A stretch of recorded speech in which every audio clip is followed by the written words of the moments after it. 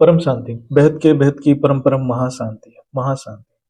आज हम काल की रहस्य को समझेंगे, जो विज्ञान भी समझना चाहता है और कोई आध्यात्मिक ग्रंथ में इस चीज की जिक्र भी नहीं है, जो बेहद की परम ज्ञान में दादाजी ने हमें समझाया है। जो काल की रहस्य क्या है, आज विज्ञान जिसको टाइम डायलेशन कह रहा है और टाइम ट्रेवल की बात भी आज हो रहा है, लेकिन काल असल में है क्या वो कोई समझ नहीं पा रहा है। विज्ञान के पास तो इसकी कोई उत्तर ही नहीं है। तो काल जो शब्द है वो सनातन शास्त्र के शब्द है, लेकिन विज्ञान इसको समय या टाइम कहता है। इसको विज्ञान अभी तक समझ नहीं पा रहा है। यानी ये जो सृष्टि के रहस्य है, जिसको विज्ञान समझना चाहता है अपने स्थूल बुद्धि द्वारा, उसमें समय एक बहुत महत्वपूर्ण फैक्टर है, क्योंकि हर कुछ घटना एक पर्टिकुलर समय में ही होता है। परम ज्ञान में यानी परम आध्यात्मिक ज्ञान में काल का अर्थ बहुत गहरा और विस्तृत है, जो विज्ञान की समझ की बाहर है। आज भी विज्ञान टाइम स्पेस स्पीड को समझने की कोशिश कर रहा है, लेकिन उनको वो समझ नहीं पा रहा है। विज्ञान यूनिवर्स की सृष्टि बिग बैंग से हुआ है करके बोल रहा है, लेकिन आज जेम्स वेब स्पेस टेलीस्कोप से अंतरिक्ष में जो नया नया चित्र मिल रहा है, उससे पता चल रहा है कि बिग बैंग के ऊपर भी अनेक साइंटिस्ट संदेह कर रहे हैं।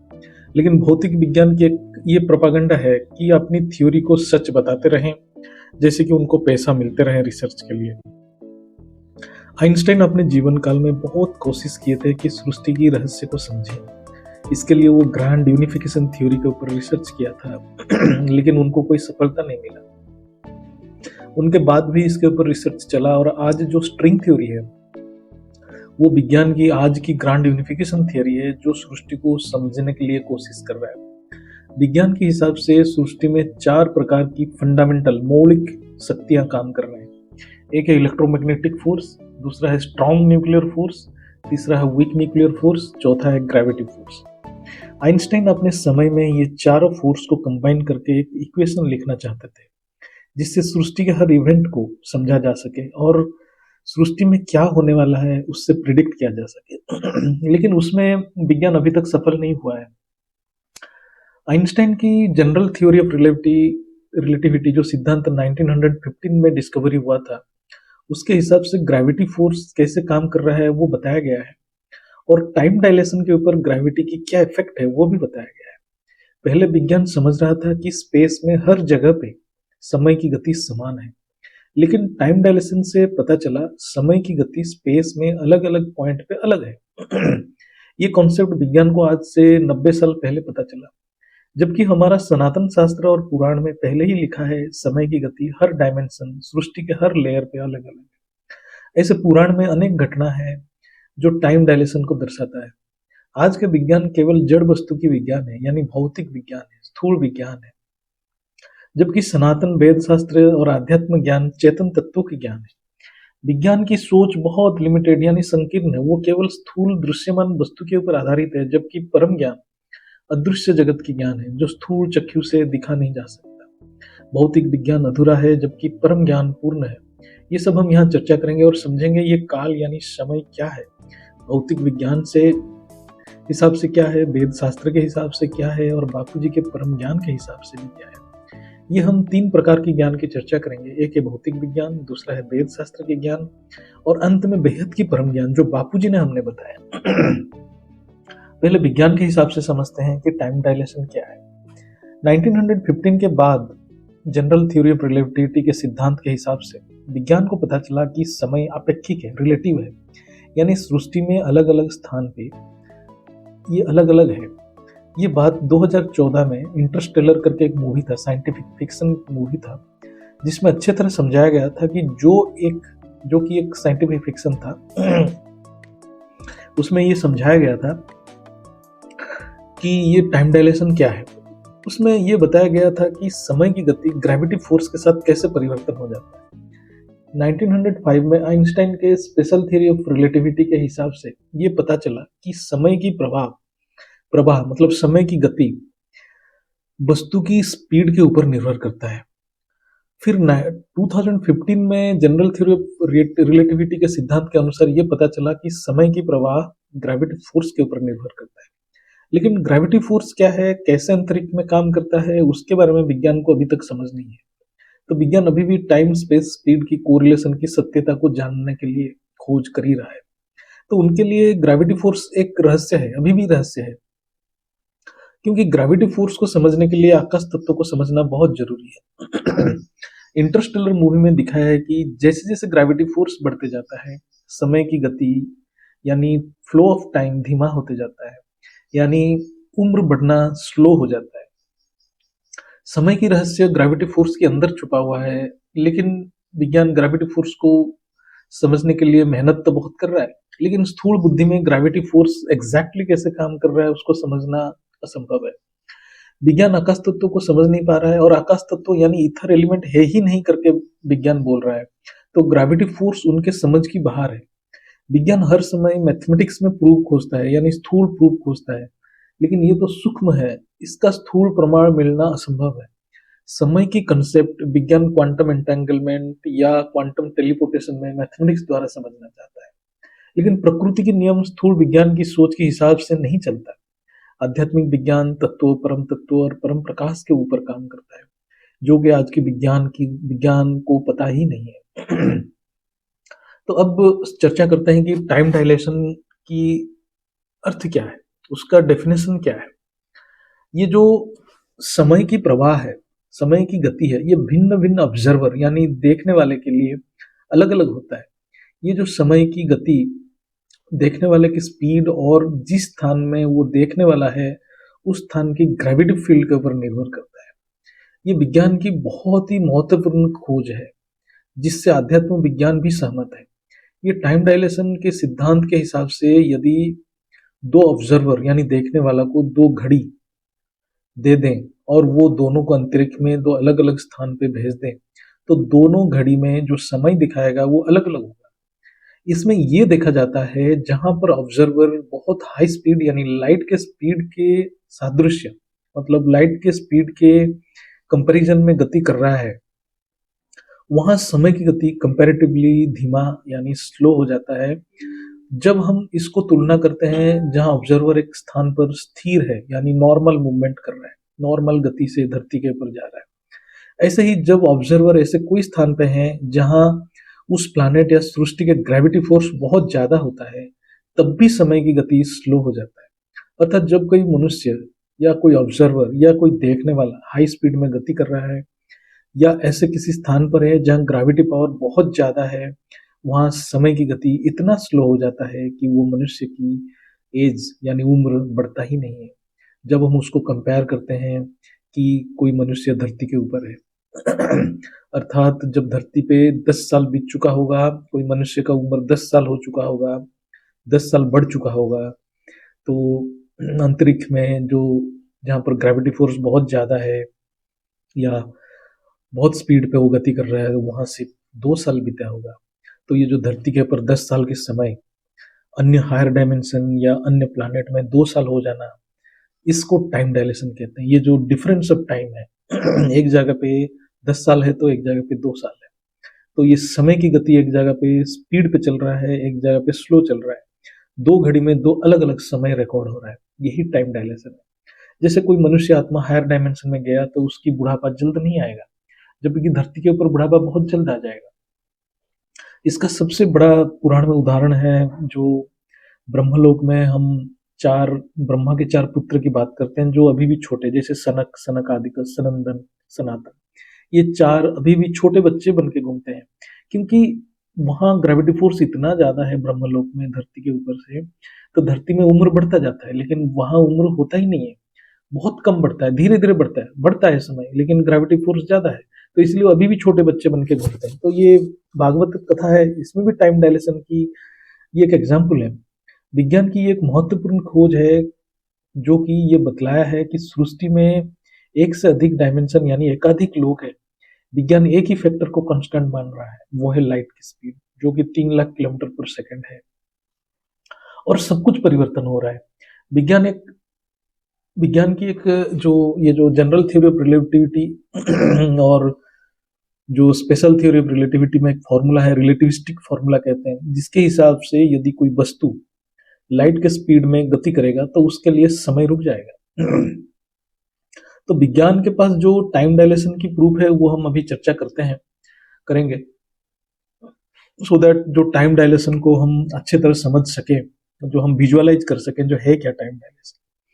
जैसे कोई एस्ट्रोनॉट है जो सैटेलाइट में अंतरिक्ष में ऊपर यात्रा पे गया और उसी की उम्र के एक मनुष्य धरती के ऊपर रहा है, तो यहाँ पर हम चर्चा करेंगे कि उस एस्ट्रोनॉट की उम्र में क्या फर्क पड़ेगा, क्योंकि उसकी स्पीड धरती के ऊपर जो मनुष्य है उससे ज्यादा है, और एस्ट्रोनॉट के ऊपर धरती से कम ग्रेविटी फोर्स है क्योंकि वो धरती से बहुत ऊपर चला गया है।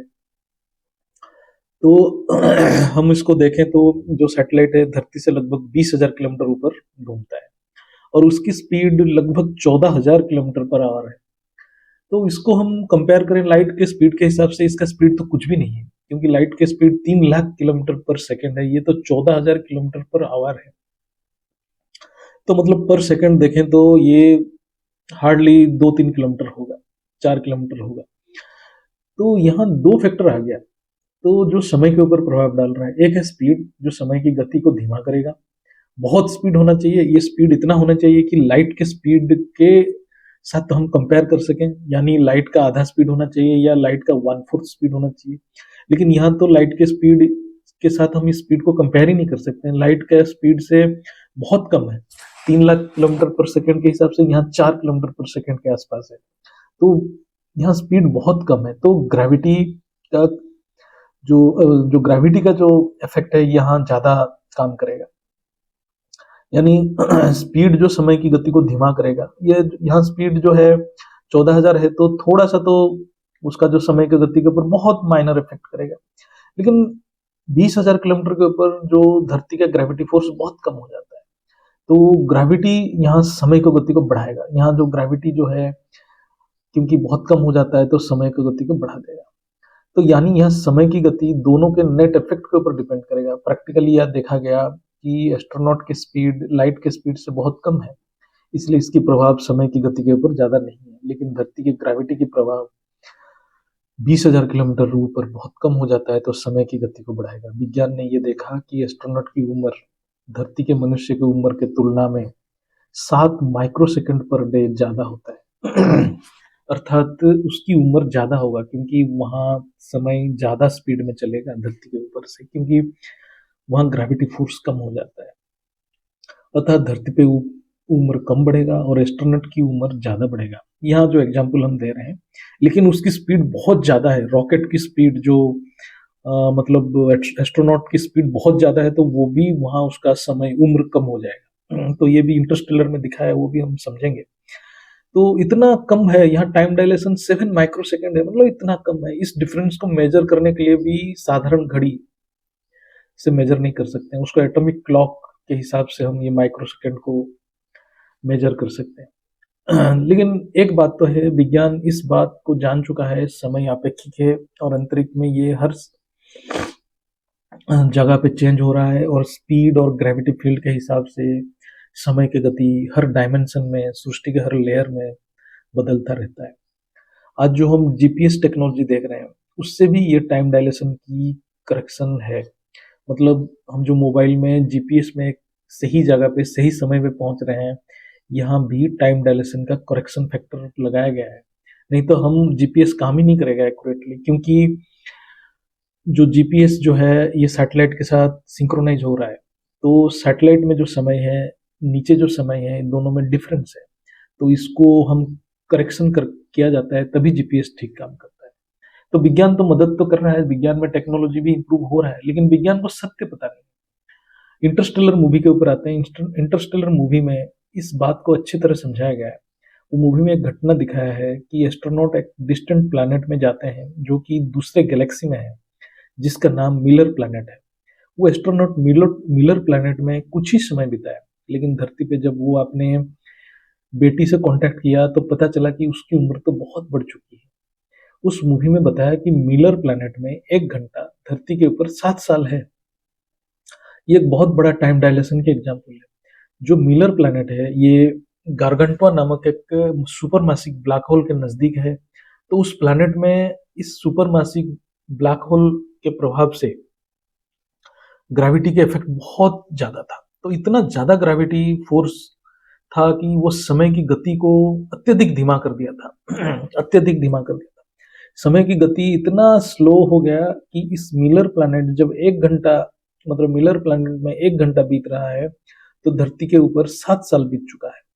तो यहाँ टाइम डायलेशन बहुत ज़्यादा है, लेकिन ये एक फ़िक्शन मूवी है, साइंटिफिक फ़िक्शन मूवी है। लेकिन विज्ञान ये जानता है ग्रेविटी फ़ोर्स समय की गति को रोक सकता है। ये बात सच है, लेकिन विज्ञान ग्रेविटी फोर्स को समझ नहीं पा रहा है। ये ग्रेविटी फोर्स क्यों बढ़ रहा है, कहाँ पर बढ़ रहा है, कैसे बढ़ रहा है। इससे इससे पता चलता है कि अंतरिक्ष में ऐसे स्थान हैं जहां धरती से अनेक गुना पावरफुल ग्रेविटी फील्ड है। बेहद की आत्माएं इस बात को बुद्धि से समझना बहुत जरूरी है, तब ज्ञान का अनुभव कर सकते हैं। तो जो मिलर प्लैनेट है, मिलर प्लैनेट में ग्रेविटी फोर्स का इतना ज्यादा होने का कारण है कि वो एक सुपरमासिव ब्लैक होल के पास था। तो विज्ञान को ये भी पता है जहां ब्लैक होल है, ये तो सुपरमैसिव ब्लैक होल, जो बापूजी का ज्ञान देखे होंगे, तो ये गैलेक्सी एक ब्लैक होल जब बनता है तब उसको सुपरमैसिव ब्लैक होल कहते हैं। तो ब्लैक होल में बहुत ज्यादा ग्रेविटी फोर्स रहता है, मतलब वहां समय की गति को खत्म ही कर देता है। तो ब्लैक होल में समय अंत हो जाता है। ऐसे ही 2020 में भी एक university of Leicester, United kingdom में कैलकुलेशन से उन्होंने पता किया था कि नासा ने जो वॉयेजर करके एक स्पेस व्हीकल छोड़ा था, उसका उम्र कितना कितना हुआ होगा। तो वहां से भी पता चला था कि उसकी भी स्पीड बहुत कम था, 17 किलोमीटर पर सेकंड था। और वहां से उनका कैलकुलेशन से जो पता चला कि उसकी उम्र 1.2 सेकंड्स कम हुआ होगा धरती के तुलना में। वहां जो टाइम डायलेशन होगा 1.2 सेकंड्स, मतलब उसका उम्र हार्डली धरती के ऊपर भी जो उम्र है उसी के साथ सेम है। मतलब 43 साल था, वहां भी 43 साल है, लेकिन उसका 1.2 सेकंड्स कम हुआ होगा। लेकिन ये जो है, यहाँ से पता चलता है कि ग्रेविटी फोर्स, वॉयेजर के ऊपर क्या ग्रेविटी फोर्स है किसी को पता नहीं है, लेकिन वॉयेजर धरती से ज्यादा दूर नहीं गया है, इससे पता चलता है। तो वॉयेजर कहीं ना कहीं बहुत स्लो स्पीड में जा रहा है अंतरिक्ष में। ये तो विज्ञान की बातें हैं। हम जो शास्त्र के हिसाब से देखेंगे कि संक्षिप्त में चर्चा करेंगे, जो शास्त्र में जो बताया गया है, जो टाइम डायलेशन का क्या थ्योरी है शास्त्र में। तो शास्त्र में 3 घटना ऐसे हम चर्चा करेंगे यहाँ, जो टाइम डायलेशन की कॉन्सेप्ट को बताएगा। तो पहला है कि ये तो सबको पता ही है, जो बलराम थे द्वापर युग में, उनकी जो रेवती के साथ जो शादी हुआ था, तो उसमें वो जो घटना है उसके हिसाब से जो रेवती है, रेवती अपने पिता के साथ ब्रह्मलोक में गए थे। उनके पिताजी जो है ब्रह्मलोक गए थे। रेवती की शादी किससे कराएं, वो बात करने के लिए ब्रह्मा के साथ। और ये जो ब्रह्मा से वो मिलने गए, तो मिलने में उनको वहां पर सिर्फ 19 मिनट, लगभग 19 मिनट तक उनको ब्रह्मलोक में रुकना पड़ा। तो उसमें धरती के ऊपर 27 चतुर्युग खत्म हो गया। मतलब 27 चतुर्युग मतलब 108 युग। और हम 27 चतुर्युग को आकलन करें तो धरती के ऊपर 116 मिलियन ईयर्स खत्म हो गया। अर्थात ग्रेविटी फोर्स इतना ज्यादा है ब्रह्मलोक में धरती के तुलना में, तो वहां 19 मिनट, यहाँ पर 116 मिलियन मानवीय वर्ष के साथ समान है। तो ये हमारे बेहद की ज्ञान में भी है, जो ब्रह्मलोक में जो है 1 सेकेंड हमारे धरती के ऊपर 1 लाख वर्ष के बराबर है। तो ये टाइम डायलेशन है। ऐसा नहीं है कि ये हमारे वेद शास्त्र या पुराण में टाइम डायलेशन की कॉन्सेप्ट नहीं था, ये था। लेकिन आज जो विज्ञान जिस चीज की बात कर रहा है, वो चीज पहले भी पता था सबको।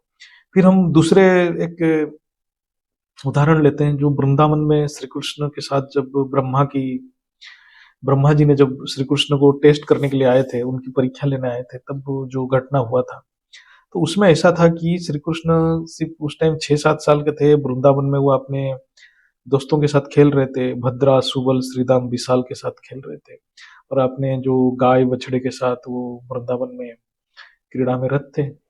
और ब्रह्मा जी को पता ही नहीं था कि ये किसकी अवतार है, क्या है। तो उनको समझ नहीं आया कि ये छोटा सा बालक कैसे एक सब इतना दिव्य कार्य कर रहा है। तो उनकी टेस्ट लेने के लिए, कृष्ण की टेस्ट लेने के लिए उन्होंने क्या किया, उन्होंने ये जो उनके जो जितने भी गाय बछड़े और उनके दोस्त थे, सबको उन्होंने सुमेरु पर्वत में लेके चले गए, छुपा दिए। तो वो देखना चाहते थे कि कृष्ण क्या कर सकते हैं, और ये अपने आप छुपा के वो ब्रह्मलोक में लौटना शुरू किए। लेकिन क्या हुआ, उनको पता तो नहीं था कि ये कृष्ण है कौन। श्री कृष्ण की शक्ति को भी आकलन नहीं कर सकते थे, वो जानते ही नहीं थे कृष्ण कौन है। लेकिन कृष्ण तो अनंत शक्ति का मालिक थे। तो जब वो ब्रह्मलोक गए, ब्रह्मलोक में वो एंट्री ही नहीं कर पाए। तो फिर ब्रह्मलोक से जब एंट्री नहीं कर पाए, तब उनको मन में आया कि उन्होंने कुछ गलत काम कर बैठे। उन्होंने कृष्ण को समझ नहीं पाए। तो वो फिर लौट के आए जानने के लिए कि मैंने क्या गलती की, कृष्ण से माफी मांगने के लिए आए। जब वो लौट के आए, देखे तो कृष्ण को कोई फर्क नहीं पड़ा। वो अभी भी वो अपने गायों के साथ, बछड़ों के साथ, उनके दोस्तों के साथ अभी भी आनंद में क्रीड़ारत है। वो समझ नहीं पाए कि ये कैसे हो सकता है। तो वो फिर अपने सुमेरु पर्वत में जाके देखने लगे कि उन्होंने जहाँ पर छुपाया था उनको, जो गाय बछड़े और जो उनके दोस्तों को, तो वो वहां से तो आ नहीं गए। लेकिन जब वहां जाके भी देखते हैं कि नहीं, वो तो वहीं पर है, तब उनको समझ नहीं आया कि ये हो क्या रहा है। लेकिन जब ये सब हो रहा था, तो उन्होंने जो ब्रह्मलोक में गए, ब्रह्मलोक से फिर लौट के आए, तो उस समय, उतने समय में, मतलब वो उनकी स्पीड इतना ज्यादा था। यहाँ पर हम थोड़ा ज्ञान की चर्चा करते हैं। उनकी जो ब्रह्मा की स्पीड, अपने जो यान में, जो हंस रूपी यान में वो जाते थे, वो सिर्फ 29.62 माइक्रो सेकंड में वो लौट के आ गए थे। इतने स्पीड में इतना डिस्टेंस आना जाना भी हो जाता था। लेकिन उतने माइक्रो सेकंड में भी 1 साल बीत चुका था धरती के ऊपर। 1 साल बीत चुका था। तो इससे ये पता चलता है कि जो हमारे जो भागवत है, हमारे जो पुराण है, उसमें भी पहले जो देव देवियां थे, दिव्य शक्तियां था, आत्मा की इतनी शक्ति था, वो टाइम ट्रेवल भी कर सकते थे, वो सब कुछ कर सकते थे। और ये जो समय की गति अलग अलग है करके, ये भी पहले सबको पता था। ऐसे भी और एक उदाहरण है, राजा मुचकुंद की कथा है, वो भी सब लोग जानते ही हैं, क्योंकि वो भी पुराण में है। राजा मुचकुंद जो थे, वो ये काल यवन की कथा में लिंक है, श्री कृष्ण के जो काल यवन वध किए थे राजा मुचकुंद के द्वारा। तो इसमें राजा मुचकुंद ने बहुत बड़े योद्धा थे, वो त्रेता युग के थे, और वो देवलोक में, मतलब स्वर्ग लोक में देवताओं के लिए लड़ाई करने के लिए देवलोक गए थे। वहां पर उन्होंने इंद्रलोक में रह के बहुत साल तक लड़ाई किए थे। तो जब लड़ाई खत्म हुआ और वो जब धरती के ऊपर लौटना चाहे, तब वो इंद्र से परमिशन लेके जब लौटना चाहे, तो इंद्र ने उनको पूछा कि आपका क्या इच्छा है, हम आपको वो इच्छा पूरा करेंगे। तब मुचकुंद ने बोला था कि मुझे अपने जो परिवार कुटुंबजनों के साथ मिलने की परमिशन दी। तब वो इंद्रों ने बोला कि ये तो पॉसिबल ही नहीं है, क्योंकि धरती के ऊपर जो समय की गति है और स्वर्गलोक में जो समय की गति है, वो अलग है। तो आपके जो परिवार है, आपके जो वंश है, आपके जो राज्य है, वो आज है ही नहीं। क्योंकि समय की गति, जब हमें सबको पता है कि जब एक दिन यहाँ 1 साल बराबर है, इन स्वर्ग लोक में एक दिन यहाँ 1 साल के बराबर है। तो वहाँ इतने साल बीत गया, तो यहाँ कितने साल बीत गया होगा। तो इसलिए युग भी परिवर्तन हो गया। तो इसीलिए जो समय की गति जो है, हर डायमेंशन में, सृष्टि के हर लेयर में अलग अलग है। इवन हमारे ब्रह्मांड में जो भूलोक, भूगुरलोक, स्वर्गलोक, महलोक, जनोलोक, तपोलोक, ब्रह्मलोक, ये सारे जो है, हर लोक में समय की गति अलग अलग है। और ये जो समय की गति को समझने के लिए आध्यात्मिक ज्ञान की जरूरत है। तो आध्यात्मिक ज्ञान के हिसाब से टाइम डायलेशन की ज्ञान बहुत पहले से ही है, यानी काल की गति हर लोक में अलग है। जैसे हमारे ब्रह्मांड में 14 लोक है, धरती के नीचे 7 लोक और धरती से ऊपर 6 लोक। हम धरती को मिला लें तो टोटल 14 लोक है। हर लोक में काल की गति अलग है। ये हमारा सनातन शास्त्र में है। सनातन शास्त्र के हिसाब से काल और आकाश को विभु कहा जाता है, यानी अनंत है। लेकिन बेहद की ज्ञान में हमें पता है कि काल सबके लिए अलग है, यानी शिव की समय, महाशिव की समय, परम महाशिव के समय सीमा, सभी के समय सीमा अलग अलग है। परम ज्ञान के हिसाब से काल यानी परमात्मा की शक्ति है। जैसे महाशिव को महाकाल के रूप में पूजा किया जाता है। हिंदू धर्म में उज्जैन में महाकालेश्वर मंदिर भी है। काल आत्मा की शक्ति यानी कला है, कला के ऊपर निर्भर है, आत्मा की कला के ऊपर निर्भर है। जिस लोक में जैसे आत्माएं की शक्ति रहता है, उसी हिसाब से वायुमंडल बनता है। आत्मा की शक्ति ही वायुमंडल में ग्रेविटी फोर्स निर्णय करता है। उसी से वो लोक में, वो डायमेंशन में काल की गति निर्णय होता है। वायुमंडल में जितने कम शक्ति रहेगा, उसमें ग्रेविटी फोर्स उतने कम रहेगा, तो समय की गति बहुत ज्यादा होगा। सृष्टि की हर डायमेंशन में काल की गति क्या होगा, वो उस डायमेंशन में जो आत्माएं हैं वो डिसाइड करते हैं। वायुमंडल में तत्व में कितना पावर है, वही ग्रेविटी पावर है। ग्रेविटी पावर आत्माओं की क्वालिटी और संकल्प के ऊपर निर्भर करता है। जितनी शक्तिशाली संकल्प वायुमंडल में होगा, उतनी ग्रेविटी पावर वायुमंडल में होगा। तो समय की गति उस वायुमंडल में स्लो हो जाएगा। जैसे हम अपने सनातन शास्त्र में देखें तो स्वर्ग लोक के समय धरती से धीमा है, ऐसे ही ब्रह्मलोक के समय स्वर्गलोक से भी धीमा है। ऐसे देखा जाए तो परमधाम के समय ब्रह्मलोक से भी बहुत धीमा है। महाशिव के एक पल में अनंत कोटि ब्रह्मांड सर्जन और विसर्जन होता है। एक शिव की समय 100 साल है, जो कि धरती के ऊपर 3110 ट्रिलियन 311 ट्रिलियन मानवीय वर्ष के समान है। लेकिन वो महाशिव के लिए सिर्फ एक सेकंड है। यानी यहाँ टाइम डायलेशन देखा जाए तो आज के साइंटिस्ट कैलकुलेशन नहीं कर सकते। आध्यात्म में जो ऊर्जा है वो संकल्प शक्ति है, जो तत्व में प्रवाह होता है वही समय की प्रवाह यानी काल की गति को निर्णय करता है।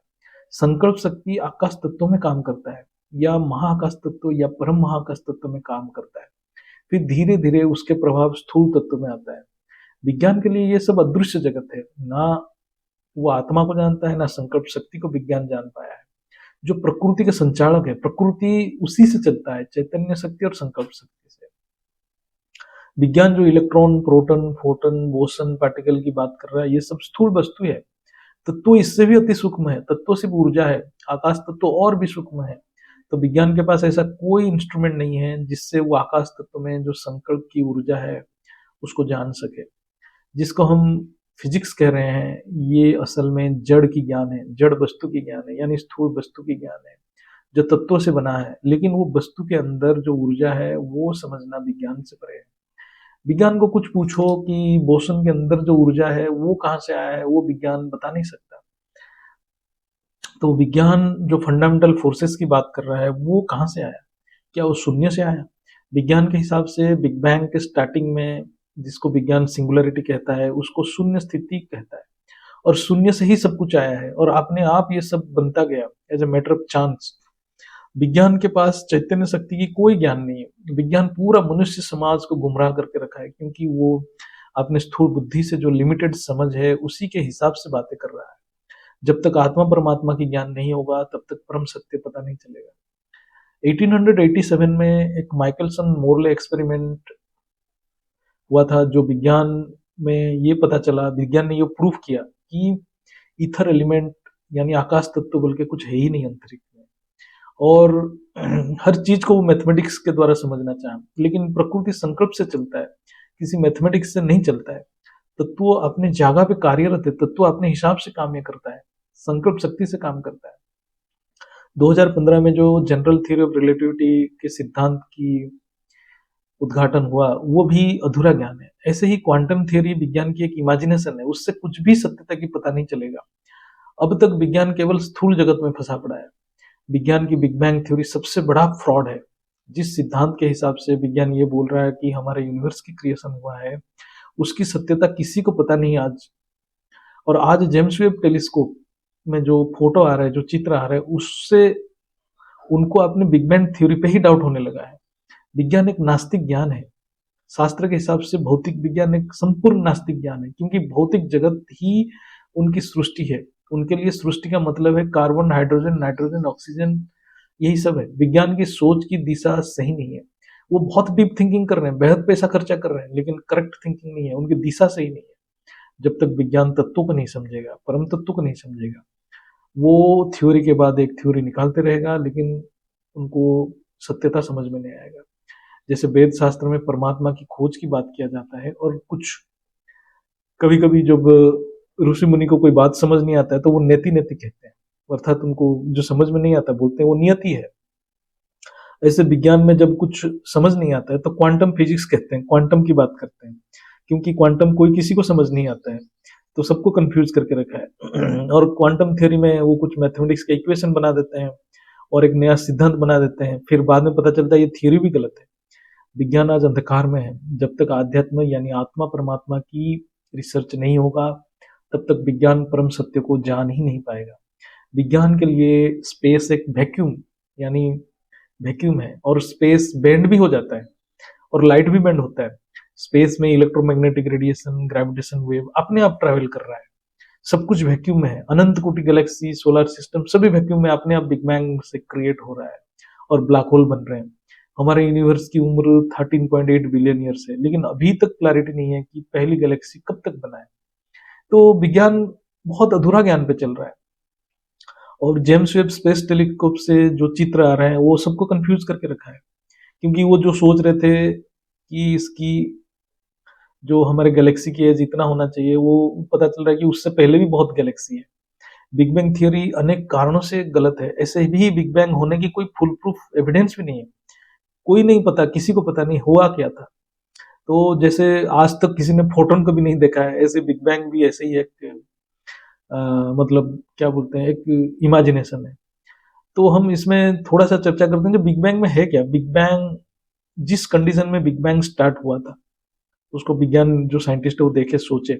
मैक्सिमम टेम्परेचर, इतने टेम्परेचर था, असह्य तापमान था, बहुत हाई प्रेशर था। मतलब इतने टेम्परेचर और प्रेशर में, जिसको हम विज्ञान बोलता है मैक्सिमम एंट्रोपी कंडीशन, मैक्सिमम डिजॉर्डरनेस, इसको दर्शाता है। कोई भी सिस्टमेटिक क्रिएशन इतने मैक्सिमम एंट्रोपी में हो ही नहीं सकता। इसको विज्ञान को समझना चाहिए। अच्छा, बिग बैंग थ्योरी के हिसाब से केवल जड़ वस्तु से ही क्रिएशन अपने आप हुआ, और अपने आप ये जो मौलिक शक्तियां अपने आप जड़ वस्तु से क्रिएट होने लग गया। जो भी ऊर्जा आया विस्फोटन से आया, यानी एक्सप्लोजन से ही ऊर्जा आया। आज मनुष्य में जो ऊर्जा है और मन बुद्धि काम कर रहा है, वो भी एक्सप्लोरेशन से ही आया है। क्या विज्ञान के पास इसका कोई उत्तर है?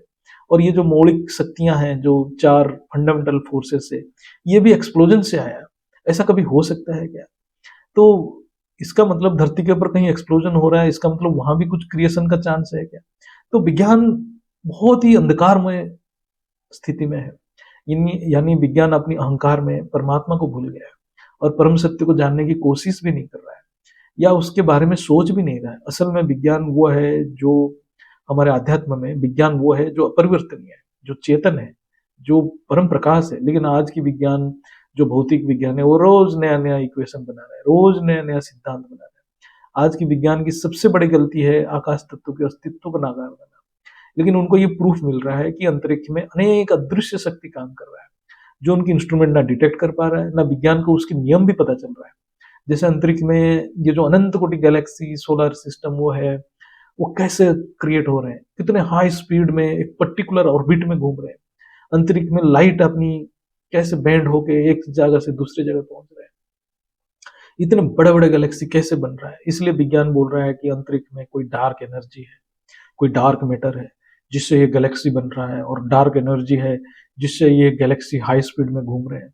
विज्ञान को इसको कुछ भी पता नहीं है, इसलिए इसका नाम दे दिया डार्क एनर्जी और डार्क मैटर। विज्ञान के हिसाब से 68% डार्क एनर्जी है, 27% डार्क मैटर है, और 5% ऑर्डिनरी मैटर है, जिसको हम स्थूल वस्तु कहेंगे। यानी विज्ञान अभी तक सिर्फ 5% ऑर्डिनरी मैटर की जानकारी है, उससे भी समझ नहीं पा रहा है। असल में ब्रह्मांड की आकाश तत्व में जो ऊर्जा भरा हुआ है, वही इस ब्रह्मांड की सृष्टि को चला रहे हैं। ऐसे ही गैलेक्सी में भी जो महाआकाश तत्व में जो ऊर्जा है, वो गैलेक्सी को चला रहे हैं। ऐसे ही गैलेक्सी के जो सेंटर में परम प्रकाश है, उसकी ग्रेविटी पावर से ही अनंत कोटि ब्रह्मांड बन रहा है। ऐसे ही यूनिवर्स की रचयिता यानी परम महाशिव के परम प्रकाश से अनंत कोटि गैलेक्सी बना है। विज्ञान ये परम प्रकाश को डार्क मैटर कह रहा है। काल की गति, ये आकाश तत्व या महाआकाश तत्व में जो ग्रेविटी पावर है, उससे उससे चलता है, और आत्मा परमात्मा की संकल्प शक्ति से ही आकाश तत्व में ऊर्जा भरता है, जिसको हम ग्रेविटी पावर या ग्रेविटी फील्ड कहते हैं। विज्ञान केवल स्ट्रॉन्ग न्यूक्लियर फोर्स और इलेक्ट्रोमैग्नेटिक फोर्स को थोड़ा समझ रहा है। तो आज के सारे टेक्नोलॉजी यही दो फोर्स के ऊपर आधारित है। यही दोनों फोर्स स्थूल वस्तु के ऊपर प्रभाव डालता है। लेकिन वीक न्यूक्लियर फोर्स और ग्रेविटी फोर्स को विज्ञान अभी तक ठीक से समझ नहीं पाया। तो इसलिए अभी भी विज्ञान के लिए 68% डार्क एनर्जी और 27% डार्क मैटर है। डार्क मतलब अज्ञानता, अंधकार। विज्ञान के लिए ये सब चीजें अंधकारमय है। विज्ञान जिसको खोज रहा है वो केवल बेहद की परम ज्ञान जो बापूजी ने दिए हैं वहीं से मिलेगा, और कोई दे नहीं पाएगा, क्योंकि ये ज्ञान किसी किताब में लिखा नहीं जा सकता, ये केवल बुद्धि से अनुभव किया जा सकता है। आत्म स्वरूप में प्रैक्टिकली इस ज्ञान को समझा जा सकता है। काल को समझने के लिए पहले आत्मा परमात्मा की ज्ञान चाहिए, फिर मन बुद्धि संस्कार संकल्प स्मृति की ज्ञान चाहिए, फिर तत्व और परम प्रकाश की ज्ञान चाहिए। जब कहीं ये सारे ज्ञान समझ लेगा वही काल की गति को समझ पाएगा। काल असल में आत्मा की शक्ति है, यानी परमात्मा की शक्ति है। यही काल सृष्टि को गतिशीलता दे रहा है। सृष्टि के सर्जन होते ही काल की गति का आरंभ हो जाता है, और सृष्टि विसर्जन में काल की गति अंत हो जाता है। यानी ब्रह्मांड की समय की अंत ब्लैक होल में होता है, और गैलेक्सी की समय की अंत सुपरमैसिव ब्लैक होल में होता है। जितने आत्मा में पावर है उतने वायुमंडल में ग्रेविटी फोर्स है, ग्रेविटी पावर है। जितना ज्यादा ग्रेविटी पावर है इतने समय भी स्लो चलता है, यानी काल की गति धीमा हो जाता है। जितना वायुमंडल में कम पावर है काल उतना स्पीड से गति करता है। धरती पे जब 3110 खरब साल होता है तो ब्रह्मलोक में सिर्फ 100 साल होता है, क्योंकि धरती के वायुमंडल में तत्वों में कोई शक्ति ही नहीं है। वायुमंडल में जितने ग्रेविटी पावर होता है तत्व भी उतने शक्तिशाली होगा, जो कि सृष्टि को मेंटेन करने यानी धारण कर सकता है, यानी सृष्टि को चला सकता है। अभी तत्व में कोई शक्ति रहा ही नहीं, इसलिए समय की गति बहुत गति से जा रहा है, यानी सृष्टि प्रलय की ओर जा रहा है। यानी सृष्टि में कोई ऊर्जा ही नहीं है जो सृष्टि को ज्यादा समय तक चला सके। जब तक गतिशीलता है तब तक काल है। जब सृष्टि प्रलय हो जाता है तो काल की अंत यानी शिव की अंत हो जाता है। काल यानी पावर, यानी जब आत्मा में पावर कम हो जाता है तो काल की गति तीव्र हो जाता है और प्रलय की ओर जाता है। ऐसे जब आत्मा में अनंत शक्ति है तो काल की गति रुक जाता है, तो उसको अविनाशी कहते हैं, जहां कभी प्रलय ही नहीं होता है। विज्ञान को इस बात को समझना पड़ेगा, लेकिन जो आकाश तत्व को नहीं मान रहा है वो समय को समझ नहीं पाएगा। इवन स्टीफन हॉकिंग जो बहुत बड़े साइंटिस्ट थे, वो बहुत बड़े संपूर्ण नास्तिक थे, और उनकी सारे थ्योरी जड़ वस्तु और जड़ बुद्धि पे आधारित थे, और सारे गलत है। विज्ञान अभी एक अनजान शक्ति यानी कॉन्शसनेस कह रहा है। एक चैतन्य शक्ति तो समझ नहीं पा रहे हैं, उसको कॉन्शसनेस कह रहे हैं। आत्मा को लेकिन मान नहीं रहे, आत्मा के अस्तित्व को नहीं मान रहा है। विज्ञान कॉन्शसनेस को ब्रेन की मतलब माइंड की पावर बता रहा है। यानी अभी भी विज्ञान जड़ में ही फंसा हुआ है। अभी कुछ साइंटिस्ट जैसे रोजर पेनरोज जो कि स्टीफन हॉकिंग के टीचर थे, वो कॉन्शसनेस को प्रमोट कर रहे हैं, लेकिन उनको आत्मा और परमात्मा की कोई ज्ञान ही नहीं है। हमारे सनातन शास्त्र में भी एक ब्रह्मांड की ज्ञान है, लेकिन विज्ञान से वो ज्ञान अच्छा है, लेकिन बेहद की परम ज्ञान में संपूर्ण सृष्टि की रहस्य है, जो कि वेद शास्त्र से भी ऊपर की ज्ञान है। विज्ञान जिसको वैक्यूम या अंतरिक्ष कह रहा है वो आकाश तत्व और महाआकाश तत्व से भरा हुआ है। पूरा सृष्टि ऊर्जावान है और एक सिस्टमेटिक मैनर में संकल्प शक्ति से रचना हुआ है। यूनिवर्स की क्रिएशन जो रचना परम महाशिव के द्वारा हुआ है, गैलेक्सी के क्रिएशन महाशिव के द्वारा हुआ है, ऐसे ब्रह्मांड की क्रिएशन शिव के द्वारा हुआ है। ये सृष्टि अनंत है, कोई बिग बैंग यानी एक कोई अनसिस्टमेटिक एक्सप्लोजन प्रोसेस यानी हाई एंट्रोपी स्टेट से कुछ भी क्रिएट होता ही नहीं है, नहीं हुआ है। सृष्टि बहुत सिस्टमेटिक है, ये कोई जड़ नहीं है, ये चैतन्य शक्ति से भरा है। आज के विज्ञान जड़ वस्तु को ही सब कुछ मान रहा है।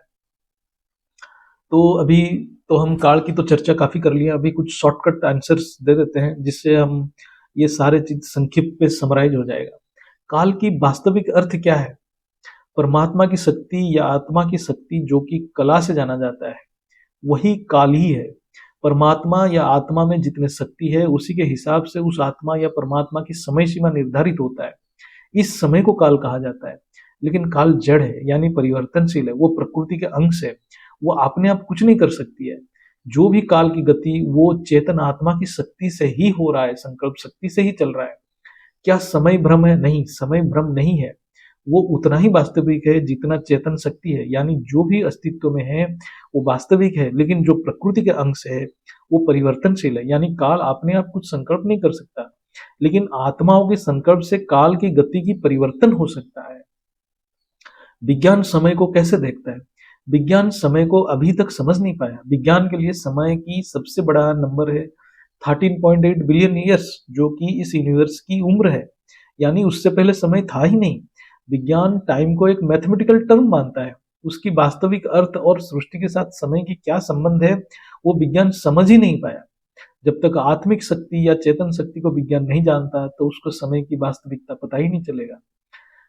क्या टाइम ट्रैवल पॉसिबल है? विज्ञान के लिए ये कल्पना है। जब विज्ञान चेतन शक्ति के अस्तित्व को ही नहीं जान पाया और माइंड को कॉन्शसनेस कह रहा है, तो टाइम ट्रैवल एक असंभव सब्जेक्ट है विज्ञान के लिए। लेकिन धरती के ऊपर कोई मनुष्य टाइम ट्रैवल नहीं कर सकता है। कोई बहुत बड़ा योगी है और आत्मा की प्रचंड शक्ति की जागृत कर चुका है, तो वो अतीत की घटना को अपने आत्मशक्ति से देख सकता है, लेकिन अतीत में जाकर किसी को कोई मदद नहीं कर सकता है, जो कि आज की साइंटिफिक फिक्शन मूवी में दिखा रहा है। वो असंभव चीज है। टाइम ट्रैवल, आत्मा अपने शरीर को भी परिवर्तन करना पड़ेगा टाइम ट्रैवल के लिए, लेकिन उसके लिए आत्मा में बहुत ऊर्जा चाहिए। आध्यात्म में जब आत्मा एक डायमेंशन से और एक डायमेंशन में जाता है, तो उसको हम टाइम ट्रैवल कह सकते हैं। पहले योगी यानी ऋषि मुनि अनेक समय की अभ्यास द्वारा अपने सूक्ष्म शरीर को स्थूल शरीर से अलग करके अपने सूक्ष्म शरीर को बाहर निकाल देने की क्षमता रखते थे, और सूक्ष्म जगत की आत्माओं की सहायता से वो सूक्ष्म दुनिया की यात्रा कर सकते थे या परकाया प्रवेश करते थे। लेकिन कोई भी टाइम ट्रैवल नहीं कर सकता है, मतलब पीछे नहीं जा सकता या आगे नहीं जा सकता। लेकिन आत्म स्वरूप में आत्मा पीछे की डाटा को देख सकता है या दूसरे डायमेंशन में जा सकता है। तो सूक्ष्म शरीर में जो यात्रा करते हैं वो एस्ट्रल ट्रैवल कहते हैं, लेकिन उसके लिए सूक्ष्म जगत की आत्माओं की मदद के बिना नहीं हो सकता है आज के समय में। समय की समाप्ति की वास्तविक अर्थ क्या है? आत्मा की पावर जब खत्म हो जाता है, तभी समय की समाप्ति होता है। यानी आत्मा में और शक्ति नहीं रहता अपनी सृष्टि को पावर देकर चला सके। यहाँ आत्मा और परमात्मा एक ही माना गया है। आत्मा ही परमात्मा बनता है या जीवात्मा बनता है, ये शास्त्र सम्मत है। विज्ञान जिसको ब्लैक होल कह रहा है, वो असल में एक ब्रह्मांड की समय की समाप्ति है। समय की समाप्ति यानी सृष्टि की विसर्जन। जब सृष्टि में ऊर्जा नहीं रहता, यानी विज्ञान के हिसाब से ग्रेविटी पावर खत्म हो जाता है, तो टाइम डायलेशन थ्योरी के हिसाब से समय की गति अति तीव्र हो जाता है और समय की अंत ब्लैक होल में हो जाता है। क्या निराकार जगत परमधाम में समय नहीं रहता? विज्ञान के हिसाब से हम इसको विश्लेषण करेंगे, तो जब कोई वस्तु लाइट के स्पीड में गति करता है, तो वहां समय अविनाशी है। तो ज्ञान के हिसाब से परमधाम में केवल लाइट ही लाइट है, यानी सब कुछ लाइट की स्पीड है। तो विज्ञान के थ्योरी के हिसाब से समय वहां रुक जाना चाहिए, यानी परमधाम में ग्रेविटी पावर इनफाइनाइट है इन कंपैरिजन टू बाकी लेयर की क्रिएशन तुलना से। तो जब बाकी लेयर में समय की गति होगा, तो परमधाम में ऐसा लगेगा कि जैसे समय रुका हुआ है। लेकिन विज्ञान को परमधाम की कोई ज्ञान नहीं है, इसलिए वो लाइट की स्पीड को कांस्टेंट मानते हैं और आकाश तत्व को मानते ही नहीं। शास्त्र में केवल एक ही ब्रह्मांड, ये ब्रह्मांड की ज्ञान है, और उनके लिए इस ब्रह्मांड की रचयिता ही अविनाशी परमात्मा है। तो शास्त्र के हिसाब से काल अनंत है, जैसे परमात्मा अविनाशी है। शास्त्र के हिसाब से ये जो समय चक्र जो चल रहा है धरती के ऊपर, वो भी कभी खत्म नहीं होने वाला है, और परमधाम में कोई समय ही नहीं है, यानी वहां समय रुक जाता है। शास्त्र के हिसाब से अविनाशी है समय वहां, क्योंकि शास्त्र ब्रह्मांड के ऊपर की ज्ञान है ही नहीं। लेकिन बेहद की परम ज्ञान के हिसाब से ये जो ब्रह्मांड है, ये सृष्टि के एक बहुत ही छोटा सा अंश है। इसकी अनंत विशाल सृष्टि में कोई वैल्यू नहीं है। ऐसे एक गैलेक्सी के अंदर अनंत अनंत अनंत कोटि ब्रह्मांड है, और एक यूनिवर्स के अंदर अनंत कोटि गैलेक्सी है। ऐसे ग्रेट यूनिवर्स के अंदर अनंत अनंत यूनिवर्स है। ऐसे ग्रेट ग्रेट यूनिवर्स के अंदर अनंत अनंत कोटि ग्रेट यूनिवर्स है।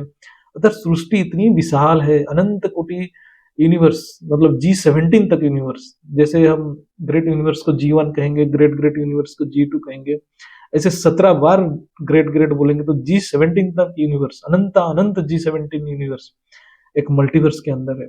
तो सृष्टि के हर डायमेंशन या लेयर में परमधाम है। जैसे ब्रह्मांड की परमधाम है, गैलेक्सी की है, यूनिवर्स की भी परमधाम है, ग्रेट यूनिवर्स की परमधाम है। ऐसे ऐसे करके G17 के भी परमधाम है, ऐसे कि मल्टीवर्स के भी परमधाम है। ये सब विनाशी है, अर्थात हर परमधाम में समय की गति है।